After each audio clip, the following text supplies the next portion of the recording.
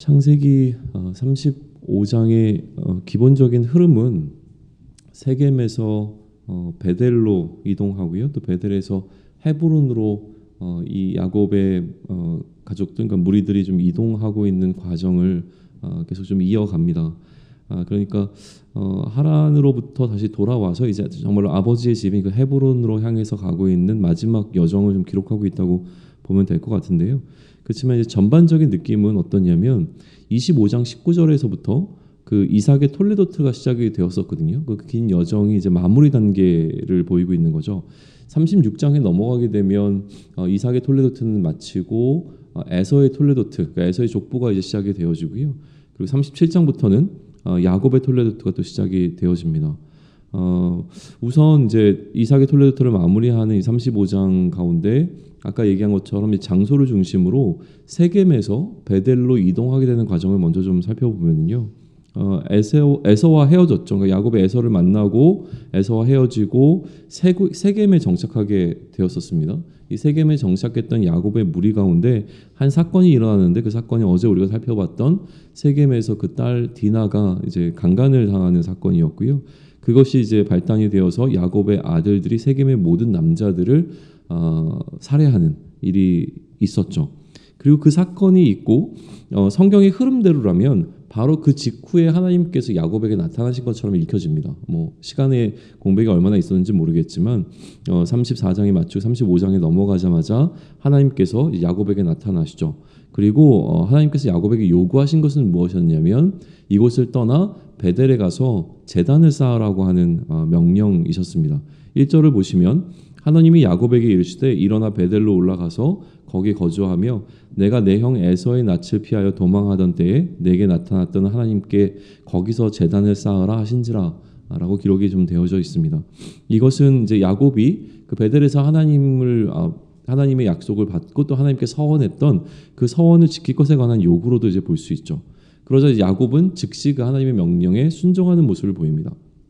그런데 흥미로운 것은 무엇이냐면 단순히 그곳에 가서 이제 제단을 쌓았다라는 기록이 등장하는 것이 아니라 제단을 쌓기 위해서 베델로 가는 과정 가운데 야곱이 그의 무리들에게 지금 요구하고 있는 것입니다. 그러니까 예배자의 합당한 모습을 갖추기 위한 단계를 밟아가는데 그게 바로 2절부터 4절까지 기록되어 있는 겁니다. 2절을 한번 보실까요? 2절을 보시면 야곱이 이에 자기 집안 사람과 자기와 함께한 모든 자에게 이르되 너희 중에 있는 이방 신상을 버리고 자신을 정결하게 하고 너희들의 의복을 바꾸어 입으라. 왜냐하면 이제 우리가 하나님께 그 제단을 쌓을 것이다. 라고 하는 이 이야기를 지금 하고 있는 거예요. 더 흥미로운 기록은 뭐냐면 그렇게 이들이 떠나는 장면이 기록된 5절인데요. 5절에 보게 되면 그들이 떠났으나 하나님이 그 사면 고울들로 크게 두려워하게 하셨으므로 야곱의 아들들을 추격하는 자가 없더라라고 하는 기록이 이 내용 가운데 포함되어 있다라고 하는 겁니다. 하나님께서 이렇게 자신들이 예배자가 되기 위해서 준비하고 출발하는 무리들에게 있어서 그들이 가는 여정 가운데 둘러싸고 있는 어떤 고울들도 이들을 추격하지 못하게 하신 이유가 무엇인가라고 하는 것인데요. 이거는 디나 사건의 어떤 피드백으로 좀 보게 되어집니다. 뭐냐면 어제 마지막 부분에 보게 되면 야곱이 시므온과 레위에게 그의 불편한 마음을 이제 드러냅니다. 너희들 때문에 이제 내게 화가 임할 것이다라는 이야기를 하죠. 뭐냐면 이 땅의 주민이었던 곧 가나안 족속과 브리스 족속에게 너희가 악취를 내게 한 것을 통해서 나는 이제 수가 적은데 그들이 모여서 나를 치고 나를 죽이게 될 것이고 그래서 나와 내 집은 다 멸망하게 될 것이다. 너희들 때문에 이런 일이 발생할 것이다 라고 하는 두려움에 휩싸이고 있는 야곱의 모습을 보게 되죠. 거기에 이제 아들들이 질문을 하나 던지는 거예요. 그러면 우리의 동생이 이렇게 취급당하는 건 옳습니까? 라고 하는 것을 어제 마쳤거든요. 그러니까 여전히 야곱 안에는 그런 두려움이 있는데 지금 하나님께서 5절을 통해서 보여주시고자 하시는 것은 무엇이냐면 이러한 야곱의 두려움을 하나님께서 제거해 주셔서 야곱의 무리가 하나님을 예배하는 베델까지 안전하게 도착할 수 있도록 지키시고 인도하셨다라고 하는 것을 기록하고 있는 것이 이제 5절이라고 하는 것입니다. 야곱과 그와 함께한 모든 사람이 가나안 땅 루스 곧 베델이라고 이름 불려지는 그곳에 도착을 하게 되어집니다. 그래서 거기서 제단을 쌓았고요. 그 제단의 이름을 엘 베델이라고 부르게 되어지죠. 그리고 8절에서는 리브가의 유모였던 그 드보라의 죽음을 이제 간략하게 좀 기록을 하고 있습니다. 창세기 24장 59절을 보게 되면 이삭의 아내로 리브가가 선정이 되어서 이삭에게로 갈 때에 그 유모가 함께 이제 따라왔었다라고 하는 기록이 등장을 하고요. 그리고 창세기 27장 45절에 보게 되면 야곱을 자신의 고향으로 보내는 리브가가 야곱을 보낼 때 이런 약속을 해줍니다. 뭐라고 얘기하냐면 내 형의 분노가 풀려서 내가 자기에게 행한 것을 잊어버리거든 내가 곧 사람을 보내어 너를 거기서 불러오리라 라고 하는 이야기를 이 리브가 엄마였던 리브가가 아들이었던 야곱에게 해주는 장면이 있어요. 그래서 이제 학자들은 대부분 지금 이 유모 이야기가 갑자기 등장을 하는데 이 유모가 아마도 그 리브가가 이제 보냈을 것이다. 보내기로 약속한 그 사람이 리브가의 유모였을 것이다라고 이제 이해를 하려고 합니다. 상황에 따라서 그 고향으로 리브가를 보냈고, 그 유모였던 드보라를 보냈고, 드보라가 계속 야곱과 함께 있었던 것으로 이제 이해되어지는 것이죠. 그렇게 야곱의 무리와 함께 있었던 리브가의 유모 드보라가 이제 장례를 치르게 되는 장면이 지금 8절에 기록되어져 있습니다.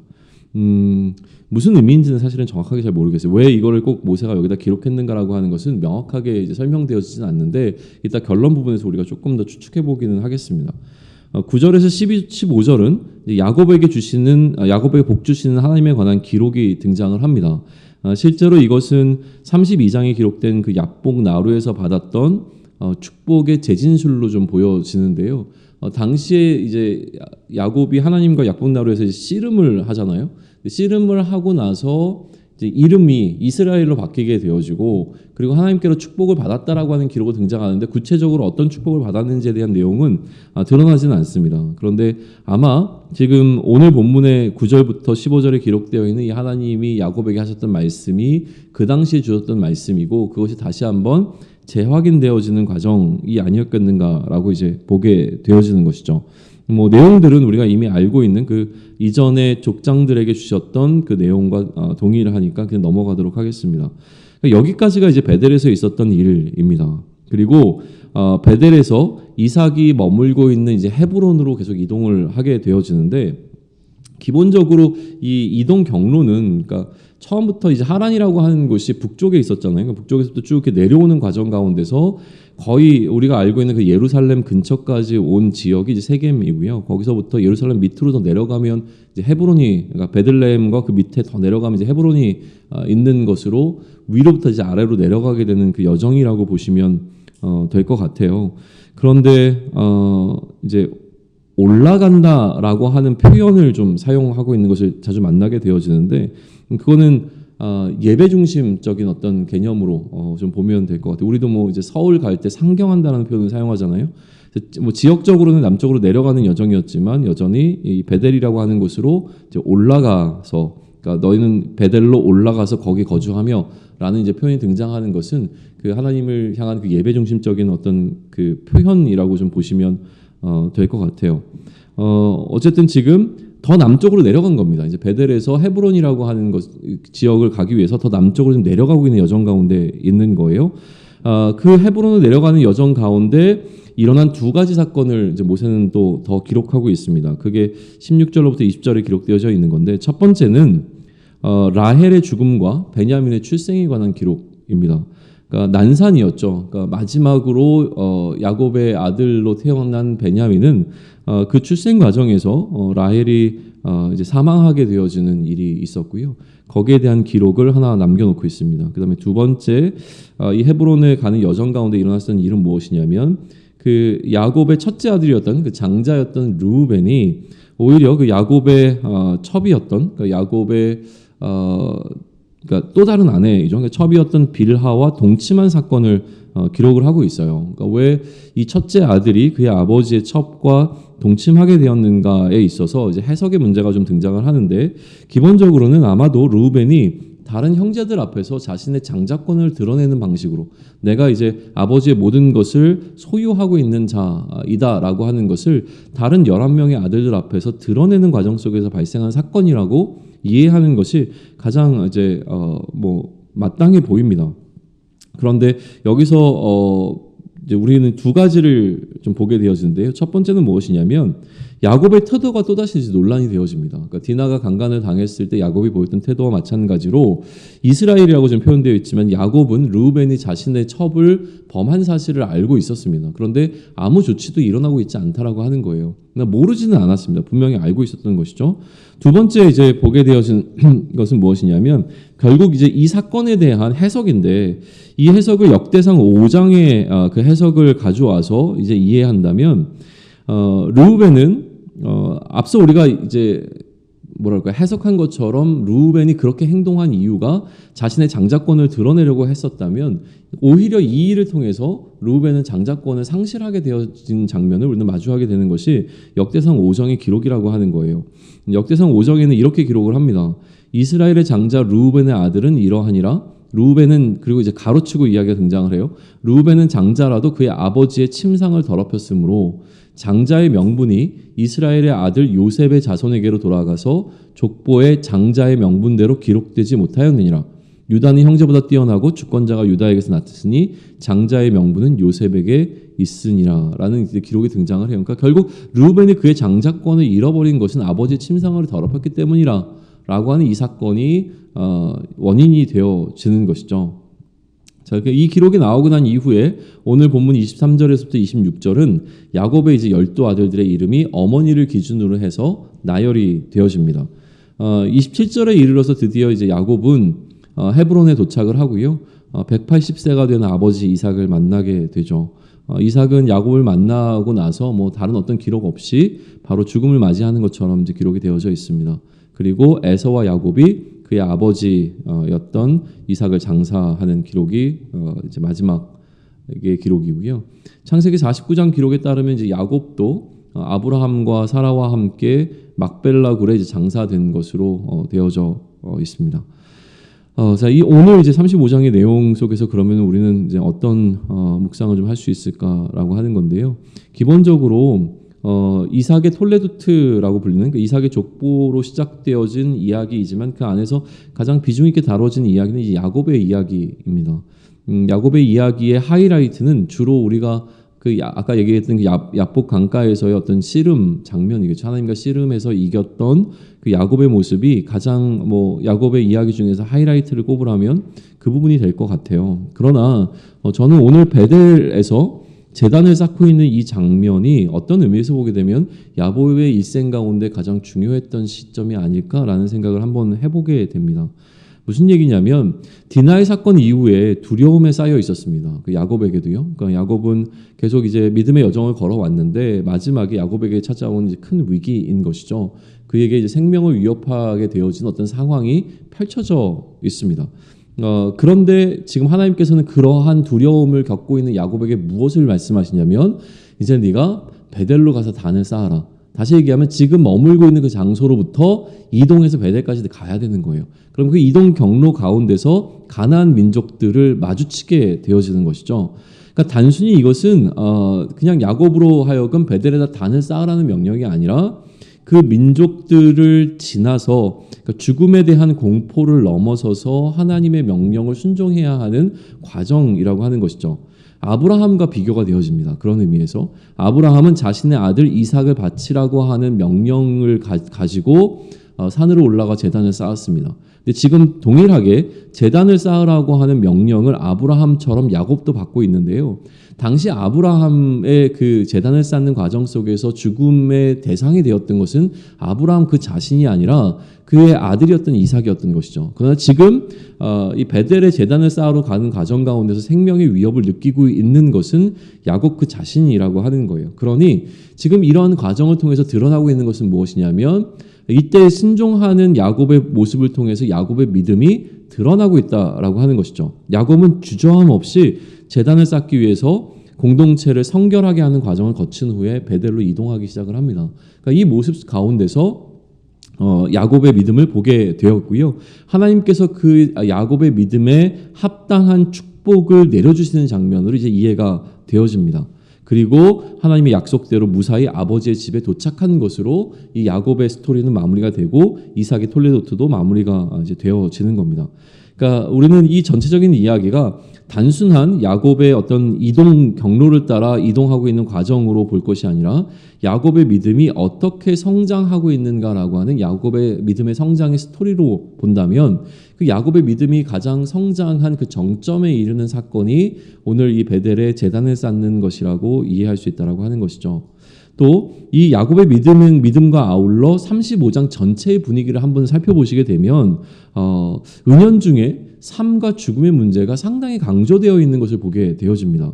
뭐냐면 방금도 이야기했지만 시작부터 죽음의 위기를 넘어서야 하는 야곱의 상황이 이제 등장을 합니다.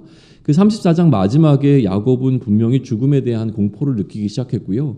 그럼에도 불구하고 이것을 넘어서서 베델로 나아가야 되는 과정이었다고 하는 것이 첫 번째라고 한다면 그 베델에 도착하자마자 경험하게 됐던 어떤 사건 가운데 하나가 리브가의 유모 드보라가 죽음을 맞이하는 사건이었습니다. 실제로 생명을 잃는 사건이 하나 기록이 되는데 그것은 야곱의 죽음은 아니었지만 리브가의 유모였던 드보라의 죽음이었다는 거예요. 그리고 난 다음에 또 죽음이 하나 기록되는데 그게 바로 라헬의 죽음이었다고 하는 것이죠. 근데 라헬의 죽음은 단순히 죽음으로 끝나는 것이 아니라 베냐민의 출생과 연결이 되어져 있습니다. 그죠? 그리고 베냐민의 출생으로 그 다음에 다시 12아들의 출생에 관한 기록을 한 번 더 기록해내고 있다는 거예요. 이 12명이 누구에게서 어떻게 태어난지에 관한 기록을 몇 절에 걸쳐서 다시 한번 모세는 기록하고 있다는 것이고요. 그리고 맨 마지막에 무엇을 기록하냐면 이삭의 죽음이라고 하는 것을 기록을 합니다. 그러니까 35장을 이런 관점에서 보게 되면 죽음의 공포와 실제로 죽은 사람들과 태어난 사람들에 관한 기록과 또 죽는 사람의 기록으로 가득 차 있는 것을 이제 보게 되어지는 거예요. 이 출생과 그러니까 생명을 얻는 것과 생명을 잃어버림이라고 하는 것은 사실 우리가 어떻게 할 수 없는 인간의 영역을 넘어서는 명확한 그 영역인 것이죠. 야곱의 여정은요, 헤브론에 도착하는 것으로 맞춰지지만 우리의 여정은 어떤가라고 하는 것이에요. 우리의 여정은 마찬가지로 죽음을 통해서 맞춰지게 되어집니다. 그러나 오늘 그러니까 스토리를 보게 되어지면 죽음만으로 끝나는 것이 아니라 죽는 세대가 있고 또다시 태어나 그 세대가 다시 흘러가고 있는 것을 마찬가지로 보여준다라고 하는 것이죠. 우리의 지금 믿음의 여정은 죽음을 통해서 맞춰지게 될 겁니다. 그러나 우리는 죽어도 하나님의 역사는 우리의 다음 세대를 통해서 계속 흘러갈 것이 너무나 분명하다라고 하는 것이죠. 자, 그러면 죽음을 앞두고 있는 모세예요. 이거를 기록하고 있는 사람도 이제 그의 인생을 거의 다 마무리하고 마감점에 이제 서 있는 바로 모세라는 거예요. 그러니까 이 모세에게 이러한 이 삶과 죽음이라고 하는 이 기록은 특별한 의미가 있지 않았을 거라고 하는 것을 한번 묵상해 보는 거예요.